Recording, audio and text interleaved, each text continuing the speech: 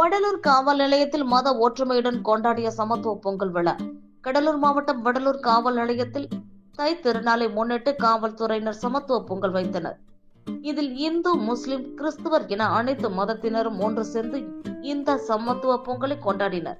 வடலூர் காவல் ஆய்வாளர் உதயகுமார் தலைமையில் நடைபெற்ற சமத்துவ பொங்கல் விழாவில் சிறப்பு அழைப்பாளராக நெய்வேலி சரக துணை காவல் கண்காணிப்பாளர் சபியுல்லா அவர்கள் கலந்து கொண்டார். வடலூர் காவல் நிலையத்தில் பணிபுரியும் காவலர்கள் அனைவரும் தமிழக பாரம்பரிய உடையான வேஷ்டி சேலை அணிந்தவாறு விறகு அடுப்பு மூட்டி புது பானையில் பால், பச்சரிசி, வெல்லம், முந்திரி, ஏலக்காய் உள்ளிட்ட பொருட்களை வைத்து பொங்கல் வைத்து அதனை பாரம்பரிய முறையில் வாழை இலையில் வைத்து படையலிட்டனர். தொடர்ந்து நிகழ்ச்சியில் கலந்து கொண்ட இந்த இந்து, முஸ்லிம், கிறிஸ்தவர் உள்ளிட்டவர்களுக்கு பொங்கல் வழங்கப்பட்டது. பின்னர் ஒருவருக்கொருவர் தை திருநாள் வாழ்த்துக்களை பகிர்ந்து கொண்டனர்.